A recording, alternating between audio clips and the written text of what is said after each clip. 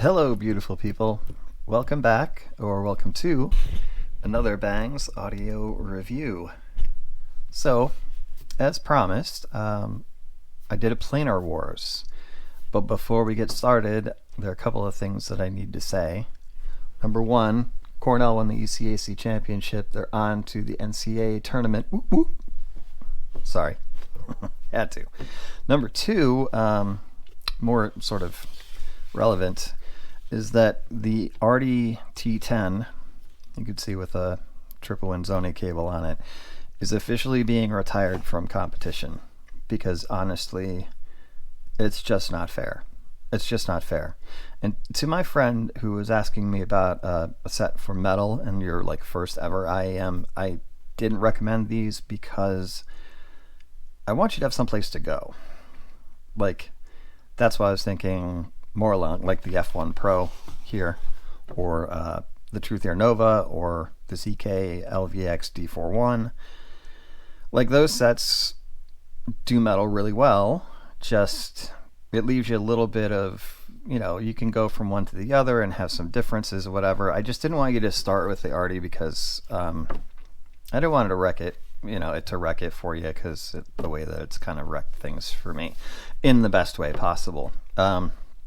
So Artti T10, the F1 Pro from Nice HCK, 7 Hz Timeless, the OG, and also the not quite OG but still O, S12 Pro from Letshouer, which was also tested on the Zonie cable. And there's a really good reason for that, because this cable that comes with it is a really nice cable. Like, they make really good cables. Letshouer has Cable Game to spare, but it was pulling this really severely aggressive ear hook, was actually pulling the IEMs out of my ears, so I had to switch it. And that was kind of a good thing anyway, because honestly, like, the more continuity you can have when you're doing comp videos, the better off you're going to be. Sort of the more accurate your results are going to be.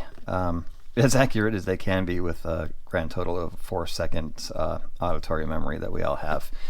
But that aside, the tips were all the same, roughly. So Azla, either SednaEarfit Xelastecs or the Crystal tips. So same bore width, just slightly different shape. Excuse me. So that guy, I got that as close as I could possibly get it as well for this little shindig over the past few days. I did all of the test tracks, all of the musical genres that I had, which covers, if you don't know already, classical, jazz, pop, rock, R&B, hip-hop, all kinds of metal, opera. Am I leaving anybody out here? Did I say alt-rock? Alt-rock. EDM. All of one EDM track, but at least it's a good one, I think. Chase and Status, Badadan.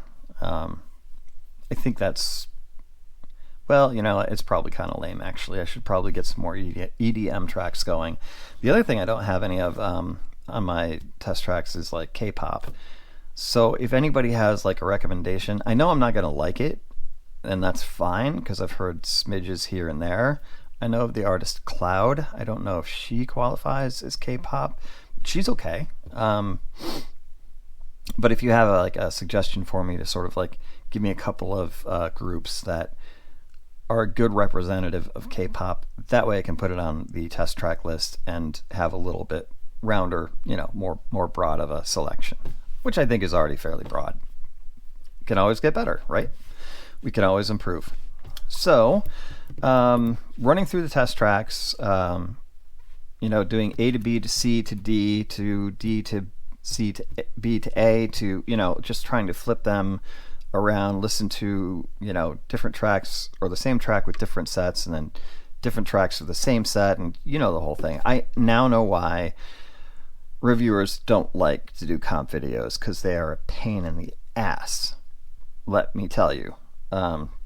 Still fun. I mean, it's still freaking fun. Who am I kidding? But it is. It's kind of a pain in the ass to just try to get something coherent to happen when you're doing it. So let's get to the nitty gritty. As I indicated a few minutes ago, the Artti T10 won it, hands down. That's your winner. It just presents everything I throw at it extraordinarily well.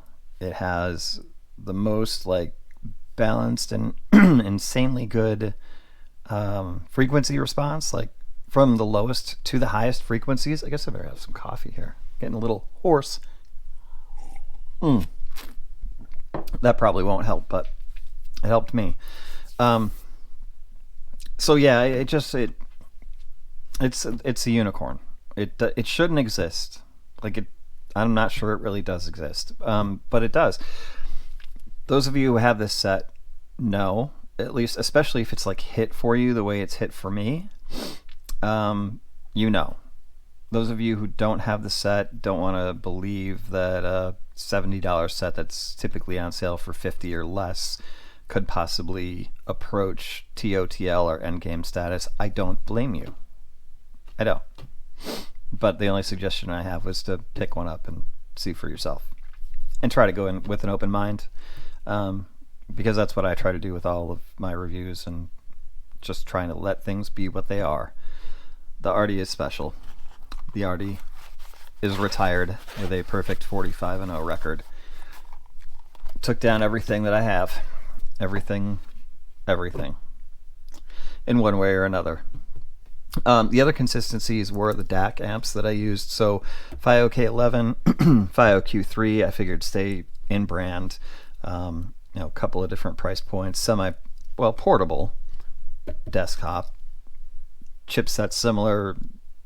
Sound signature fairly similar. Just wanted to give you two, different things. So if you're on the go, you could use the Q3, or if you're sitting here like I am, you can use the K11. They're pretty darn similar. So the winner was the Artti T10. Kind of no surprise there. And then there was let's go to the bottom first. So loser, and still a really, really, really good set. This was my first set ever, actually. And the way that it's tuned, I'm almost surprised that I didn't run screaming from IMs, because it is really hot up top. I mean, it's airy and sparkly and like good things along with that treble extension, but it's also like wow intense. So I guess for whatever reason, I'll chalk it up to the fact that I was in the wine business for so long that I was sort of used to expecting the unexpected. This would be like the equivalent of the first wine that you ever try is like a really dry, really acidic, like Finger Lakes dry Riesling.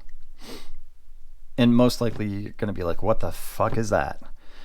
But, and that's kind of what this reminds me of, like something from Austria or the Finger Lakes or Alsace. Like, it's racy, it's zippy, it's, all those things. So even though it lost and came in last out of the four, I still don't have a problem recommending it. I do think that because two of the sets that kind of crushed it are a lot less expensive, that I would not recommend buying this unless you get it on like super sale, like get it down to, if it ever gets down to around $100. It's not a bad set to have. 120 maybe. Not a bad set to have if you like the sparkle and the air and don't mind, if you can stand the heat in the kitchen, then it's still a recommendable set. It just didn't just couldn't compete with the newer gen and the timeless because the timeless is timeless. That's the one we'll talk about next. 7 Hertz timeless, I think that it's somewhat legendary because it did sort of reset the market for planar IEMs 2.5 or 3 years ago. I think it was 2.5 years ago, being that it was actually good. And that it was actually approachable price-wise, around $200. Like, people, were like, wow, the planar magnetic IEM driver can actually sound good and not be super expensive to get that sound. So it has that legendary sort of Hall of Fame status. and it really competed well with the nice HCK F1 Pro, like really well. Like it was neck and neck there for like pretty much the whole time until we got to the bass.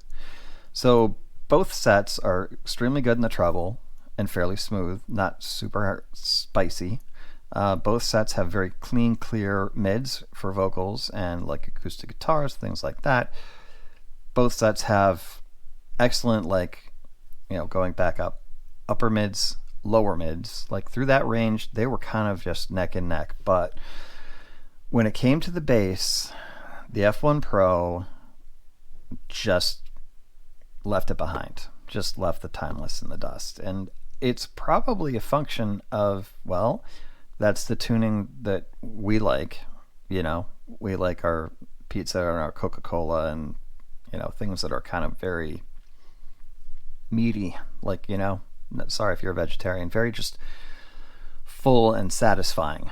And that's where the bass is on the F1 Pro, and it's just a shade behind on the Timeless. And like I said, I think that's a function of the new gen 14.2 millimeter, because they're both 14.2. In fact, the Artti's 14.2 millimeters. The only one that isn't is the S12 Pro, and that's 14.8. And it didn't really help it in the low end, unfortunately, even though you'd think it would, but it didn't. Didn't help with the balance on that set. So yeah, I mean, if I didn't like bass as much as I do, and again, please keep in mind, this is my opinion. It may not line up with your preferences.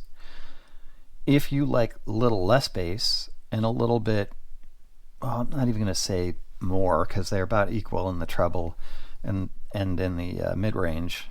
But if you like a little less bass and don't mind paying a little bit more money, the Timeless could suit you. I think it's the price thing, right? Like, it's still a relevant set. It's still excellent. It still is just very dynamic. It's very detailed. It's very crisp and clear, and everything you think a good planar should be, it is. It's just more expensive than things that are equally as good, if not even slightly better, or more bassy, if you will. That's the problem. So, 170 on sale, to me, even though you get this beautiful magnetically sealed metal case, you get a really nice cable. It terminates in 3.5. It's in the box. Sorry I didn't bring it out, but it is a nice cable. A plethora of ear tips, like just really nice accessories. Even still, I think that 170 is just too expensive for this set now. Back then, 200, 170 on sale, 2.5 years ago, I could see why people absolutely love this set. I get it. It's just not keeping up with the new kids. So, what do we call this? We call this benchmarks versus upstarts. Another benchmark goes down. Sorry, Timeless. I think maybe your time is up. I don't know. If this ever gets down to below 150, I might think about picking up a set just to have it. This was on loan from my friend. Yeah, I mean, it's worth considering, but it's got to be under 150 for that, in my opinion. So, that settles that. So, now we're down to the F1 Pro, and if my friend from this morning is still watching this, this was one of my top recommends for your metal. Metalheads don't, like, people that are not metalheads don't understand that metal is not just one thing. It's a ton of subgenres. So, and I'm not going to go through all of them because I don't even know the names of some of them, but, bands that are considered metal, they range from, like, Meshuggah and Slaughtered to Prevail and Sepultura and Death and, like that kind of metal, which is still, there are even differences in those. And then you've got bands like Mastodon, Tool, which is its own thing completely. Like, that is a genre. And then you've got some of the old school metal. And I wanted to say thank you to this person for reintroducing me to Operation Mindcrime by Queensryche. That album is freaking stellar. And it has been remastered into 24/192, and it sounds freaking phenomenal. And it sounded freaking phenomenal on the F1 Pro, just so you know. The F1 Pro performed as well as any IEM that I've got in my possession, not better than, but in most respects. And I don't really think that it necessarily has a limitation. I think it's a great all-arounder, and that's why it kind of beat the Timeless, because for things like metal and hip-hop, it just has more guts to the bass. So, coming in second place, the F1 Pro. Really, really well done. Excellent planar. For $100, not one complaint. Literally. And that's that. So, order. Artti T10, the Unicorn. Number 1. Number 2, the F1 Pro. Almost as good as the Artti, but not quite. If you heard them side by side, you'd know what I mean. But really, really good. Number 2. Number 3, the OG Timeless. Still a fantastic set. Just too pricey for $170 at the moment. Just the way things are going, they're probably going to have to drastically reduce that price if they want to sell through what they've got left. That would be my recommendation, because then I could buy one and not feel bad about it. And then last is the S12 Pro from Letshouer, and it's just, yeah, it's over for that set. It doesn't really have anything redeeming about it at this point. It's still a really good set. It's just really, really spicy up top, and I think that it takes away from what could be, like, still a very relevant set. But that earlier tuning, the reason that people didn't really warm up to planars, no pun intended, was because they were hot and spicy up top. And some people like that, but a lot of people don't. And that's what the S12 Pro is. So I get it. It's kind of gone. Like, kind of over. Yeah, so that's about where it's at. I had a bunch of notes, and then it fell behind my desk. As you can see, I'm not taking my Jenga box collection down to get some stupid notes that I wrote down. So I think I covered everything. Not 100% sure, but I think I did. This is going to be the last comp video I do for a while, because it's exhausting in its own way. But I hope you enjoyed it. And I hope it was helpful. And I will welcome your comments and suggestions and all of that good stuff in the comment section below. I'll link up the sets for purchase possibilities. There might be an affiliate link in there or two if you want to support the channel. Go ahead and use that. If not, I'll always have other links available too. So shout out to oh gosh, I wish I could remember his name. The person that emailed me this morning, not emailed, messaged me, commented, whatever you want to call it, on YouTube, asking for the advice on the metal IEM set, first set. Thank you for asking the question. Thank you for engaging. Thank you for reintroducing me to Operation Mindcrime, and I hope I was helpful. Enjoy your first set. I heard you're getting a DAC to go along with it. That's a great way. Jump in with both feet. It's going to be awesome. Okay, folks, that's it. Love y'all. Nothing but peace to you. We'll see ya. Let's go red.